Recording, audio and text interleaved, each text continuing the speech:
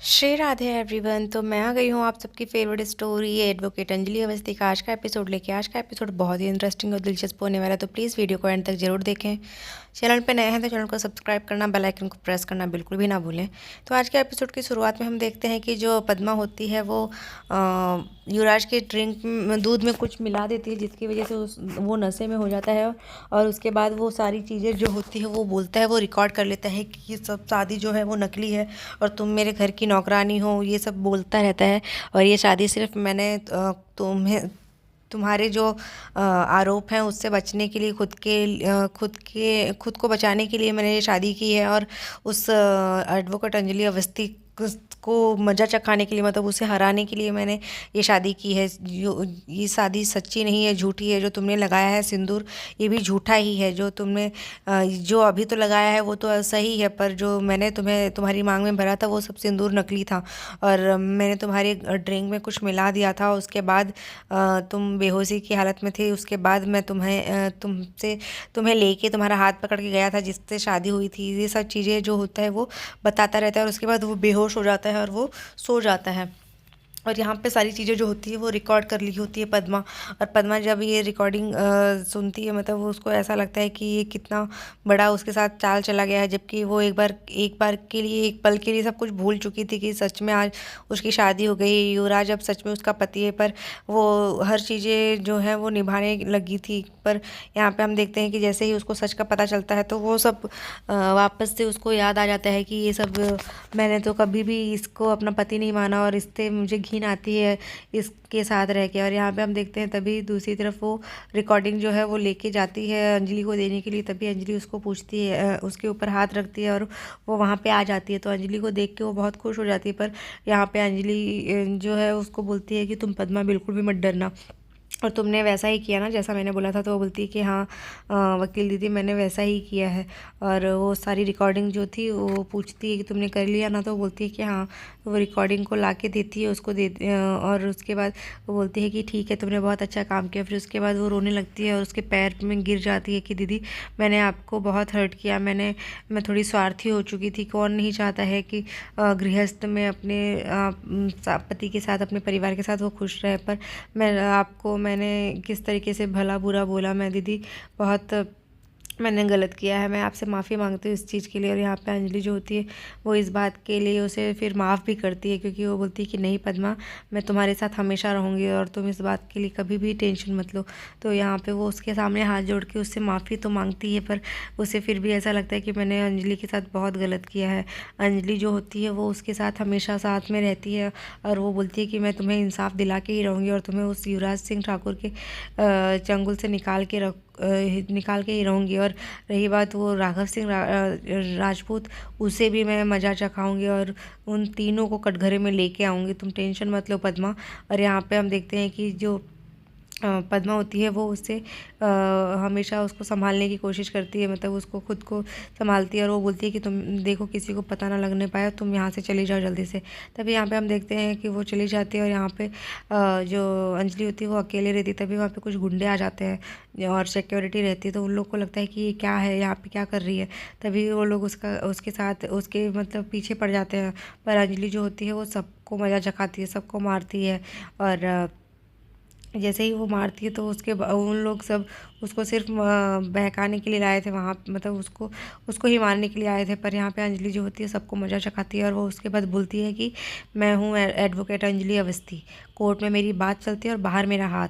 मतलब वो सबको फिर बहुत मारती है और उसके बाद वहाँ से खुद को बचा के निकालती है। मतलब वो लोग उस कैसेट को ही लेने आए थे। यहाँ दूसरी तरफ हम देखते हैं कि जो काव्या ठाकुर होती है वो अंजलि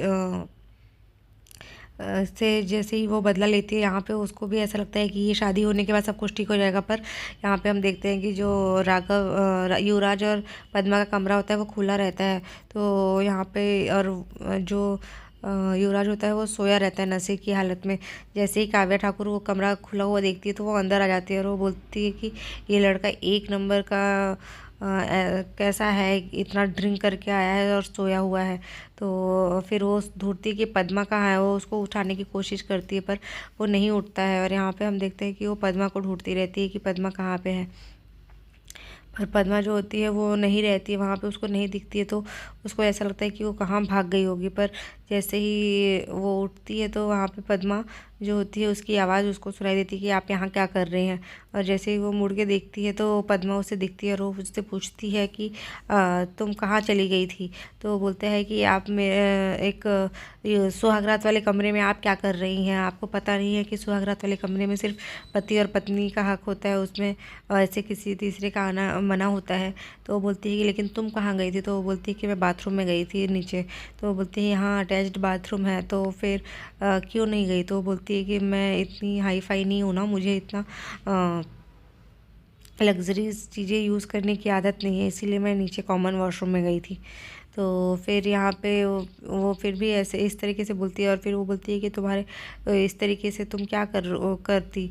तो बोलता है, वो बोली कि जिसका पति ऐसे सुहागरात वाले दिन इस तरीके से नशे की हालत में गिरा पड़ा है तो मैं क्या करूँ।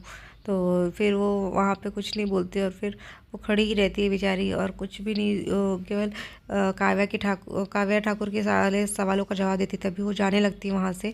तो वो उसे बोलती है कि आपकी सुहागरात और आपका गृह प्रवेश और पूजा हो गई आपकी। तो वो इस तरीके से बोलती है तो वो कुछ नहीं रिप्लाई करती, पर फिर उसे बोलती है कि तुम जाके उसके बाजू में सो जाओ और उसके साथ रहो। पर यहाँ पे उसको ये सारी चीज़ें बिल्कुल भी अच्छी नहीं लगती है। और यहाँ पे हम देखते हैं कि वो बहुत ही परेशान हो जाती है। मतलब यहाँ पे हम देखते हैं कि जो अमन होता है वो उसे इनकार कर देता है अपनाने से। तो जिस बात से उसको बहुत ही क्रोध आता है और वो गुस्से में रहती है और वो वहाँ से चली जाती है फिर काव्या ठाकुर। और यहाँ पे हम देखते हैं कि जो पद्मा होती है वो अपने मांग में जो सिंदूर देखती है वो बोलती है ये सब नकली है।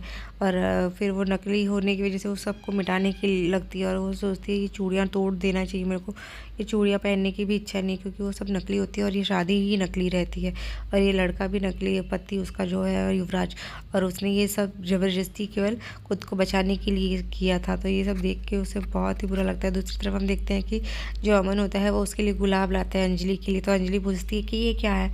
तो ये बोलता है कि गुलाब। और फिर वो उसको देने के लिए कोशिश करता है, वो बोलती है हटाओ इसे यहाँ से। फिर वो अपने काम में लग जाती है, बुक्स ले के पढ़ने लगती है। तभी दूसरी तरफ वो उसके लिए सनफ्लावर लाता है। तो वो पूछती है कि ये क्या है। तो वो बोलती है सूर्यमुखी। तो फिर वो बोलती है फिर हटाओ इसे यहाँ से, क्योंकि वो अपने काम में बिज़ी रहती है। और यहाँ फिर तीसरी बार वो उसके लिए लोटस लेके आता है। फिर वो पूछती है कि ये क्या है। तो बोलता है लोटस। फिर वो उसे बोलता है कि ये भी हटाओ यहाँ से। उसके बाद वो उसके लिए चॉकलेट्स के डिब्बे लाते हैं, क्योंकि वो उसको लगता है कि ये तो एक भी बार नहीं पट रही है, क्या लेके जाऊँ इसके लिए। फिर वो चॉकलेट के डिब्बे लाता है तो वो देखती है और वो दोनों एक दूसरे को देखते रहते हैं। यहाँ पे उसे चॉकलेट्स पसंद रहता है तो वो देखती है बस।